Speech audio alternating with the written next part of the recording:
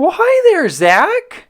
What do you have in store for us today? The 3 worst things that can happen to a kid are measles, mumps, and midterms. Wait, midterms?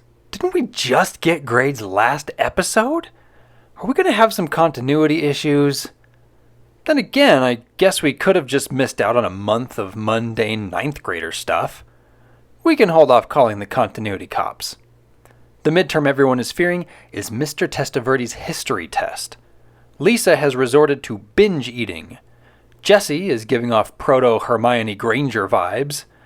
Slater and Zack? Petty bets. The first to pelt a kid with a water balloon wins. Go! Screech! Hi, Zack! Yes, I win again. Zack just couldn't do that to his friend. Wait, why did Slater pause? He knew Screech was coming out of that locker. In fact, he pays his own shirt $5 for Screech's services. Why not just let that balloon fly? Zack didn't get his betting Jones, so Slater bets him Kelly will come down the stairs. And she does, because Slater has her shoes. And just like that, Zack has to give Slater his ham radio. Now, some viewers take issue with this statement by Zack as he accepts that last bet. Alright, I bet you that the next person that comes down those stairs will be Kelly Kapowski. You're gonna lose this one. I'm an expert on Kelly's schedule. And right now, she's walking into the gym for volleyball practice, and she wouldn't miss practice for the world. Ew, it's so creepy that Zack knows Kelly's schedule. What a creep. Super pervy. Gross. Okay, Dan. Okay. Okay, Dan. Okay. Counterpoint. What if Zack hadn't wanted a second bet? Would it be safe to say that Slater would still be walking around with Kelly's volleyball shoes? How often does Slater steal shoes from hot girls? Oh, you mean these? You must have left them in my locker by mistake. But why would... Oh, never mind. I'm late for practice. No, Kelly, you should question that.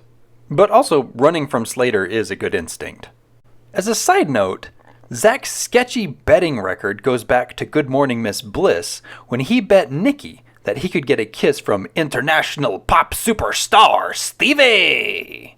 That didn't count. You kissed her poster, you pervert. Zack, come on, man. You can't hang me out to dry after I go to bat for you against Slater. Well, in this case, Zack actually succeeds, but still technically loses, and ends up having to do Nikki's gym laundry for a year. So Zack is historically bad at betting. Hooray for continuity! That night, Zack takes the old ham radio out for one last spin. And so, my friends, I'm pulling the plug on my radio, and I have to go into hiding again. Now this is Elvis Presley signing off. Don't be cruel. That's weird, right? It feels like that was weird. Screech is on the roof to disconnect the radio, and he gets struck by lightning. This gives Screech 2 powers. 1, to turn on electrical devices. Look, the TV is showing external shots from Good Morning Miss Bliss. Second power, future-telling powers. Answer the phone. Reach the phone's not... Did a writer just say, hey, what if Screech Powers had actual powers? Well, that's this episode. The next day, this a-hole is fixing a light between classes. Fortunately, Screech Powers uses his powers to save Zack. And then Zack decides to somehow use these powers to his benefit. Now, why is Mr. Testaverde so feared? First of which was the proclamation of 1763 forbidding settlement on all lands west of the Appalachians, followed by the Quartering Act of 1765 forcing colonists to house and feed the British troops, followed by the Stamp Act in 1765 ordering colonists to buy stamps from the British, followed by more taxes in 1767 on glass paint paper leading to colonists. Slow down. By the Patriots in North Carolina, where he suffered heavy losses and retreated to Yorktown, Virginia, leading to Washington's fake attack on New York City, followed by a swift move south to block Cornwallis' escape by land, forcing Cornwallis to surrender at Yorktown on October 19, 1781, while the British flag played the war torn upside down and the American flag played Yankee Doodle. Any questions? Good luck. You are a bad teacher!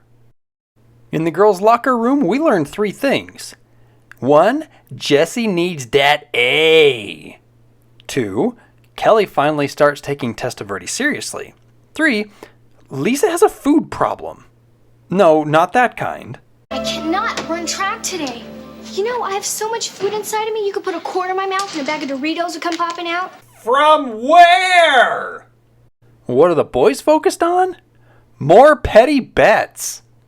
Zack uses Screech to con Slater into getting his ham radio back, as well as Slater's bomber jacket. Notice what happens when Screech holds the ham radio.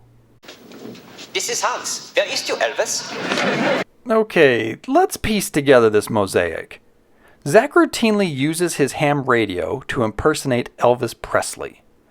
Based on this little interaction, This is Hans. Where is you, Elvis? his prime audience is Germans. Why does Slater want the ham radio? Hey, well, you know, Zach, I could use your ham radio. There's that gymnast I left behind in Germany. She really flipped over me. That's coincidental? Did the writer just say, "Hey, what if Screech Powers had actual powers? And did I mention my trip to Germany last summer? I bought a ham radio. It's so rager." Don't let them see you cry. Slater has now mentioned 2 military locations in his past, Bolivia and Germany. Elsewhere, Mr. Belding discusses Screech's medical needs when the secretary pokes her head in. Where is her office? Good Morning Miss Bliss wisely put Old White, Young Black, and Young White outside Mr. Belding's office. Where does this lady even work? At the Max, Zack finishes the call with his bookie. Can we redo that shot with Zack? Because that's not how you end a call on a Motorola Dynatec 8000X. Well, it has an end button. Zack then spills none of this juice on Screech, and suddenly Screech's powers go on the fritz. Zack asks for Testaverde's test questions, Screech makes him up, and then Zack enters the mother of all bets with Slater. Okay, Slater, it's the bet of the year. And the loser has to be a slave for a week and do anything the winner wants. Up to it? Well, what are we betting on? I'll bet you that I'm gonna ace Testaverde's midterm tomorrow. Excuse me, Kelly, but I gotta go home and start making a slave list. You wish, Slater. Hey, starting tomorrow, it's gonna be Master Slater. That sounded wrong. Zack convinces Kelly to study with him. She does, and then somehow this happens.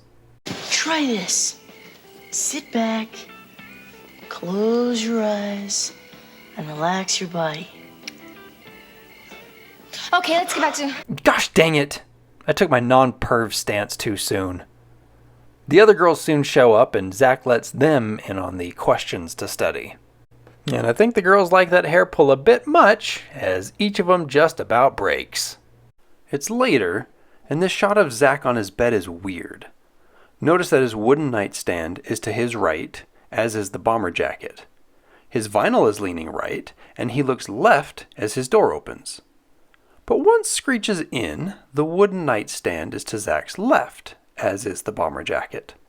His vinyl leans left, and Screech, having just come through the door, is to Zack's right.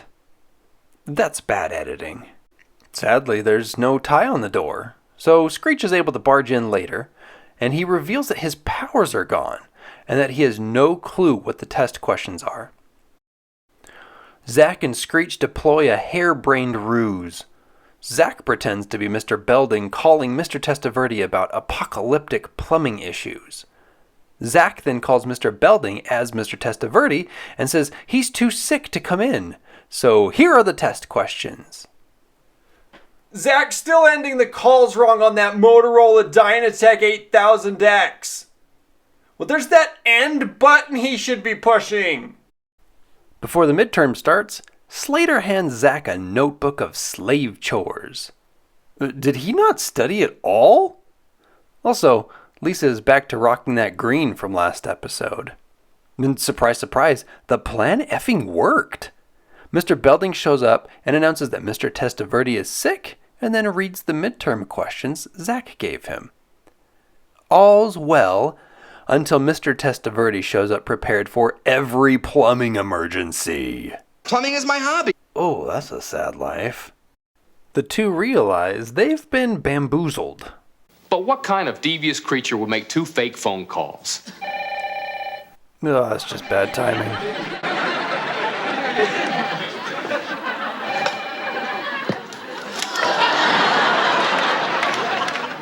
Zack can't come to the phone right now. He's on his way to pick up his season tickets to detention. If you'd like to leave a message, please wait for the beep. You just said Zack can't come to the phone. Why'd you give it back to him?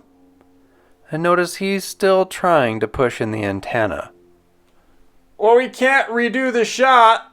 We've already established he's an idiot. After the real midterm, no one is all too pleased with their grades. Well, Screech is pleased. He actually studied. But failing the midterm means that Zack is Slater's slave for the week, and the Master Slater wants a pizza. Did Zack just try and raise the antenna? I'm done. Mr. Testaverde was played by John Moschitta Jr. If you know what these are, then you know who he is. Motormouth Moschitta is mostly known for his iconic work in commercials. He won an award for this FedEx commercial. Congratulations on your deal in Denver, Dave. I'm putting you down to deal with Dallas. Don, is it a deal? Do we have a deal? It's a deal. I gotta go. I got a call coming in. Hi, Doc. Just dealt with Don. In this fast-moving, high-pressure, get-it-done-yesterday world, aren't you glad there's one company that can keep up with it all? You got a deal. Good. I'm putting you down to deal with Dick. Dick, what's the deal with the deal? Are we dealing? We're dealing. Dave, it's a deal with Don, Doc, and Dick. Doc, it's a deal with Dave, Dick, and Dave. Don, it's a doc with Dick, Dave, and Doug. Gotta go, Dave. Disconnecting. Gotta go, Dick. Disconnecting. Gotta go, Dan. Disconnecting. Federal Express. Holy farts, that's exhausting. Along with other fun television spots and appearances, he also voiced Blur in the Transformers cartoons. Nice dino, good dino, sweet dino. Won't you step into the nice spaceship for Blur? Pretty please, pretty please. Nice dino, good dino with sugar on top and a cherry and some whipped cream. Nice dino, good dino, sweet dino. I'm trying to get them into the shuttle, Ultra Magnus, because I know he can't launch the shuttle until I get them into the shuttle, but I can't seem to get them into the shuttle because they're impossible. It should come as no surprise that he once held the record for being the fastest talker in the world by cranking out 586 words per minute. He has since been eclipsed, but he'll always be number 1 to this nostalgic man-child. Hey, starting tomorrow, it's gonna be Master Slater.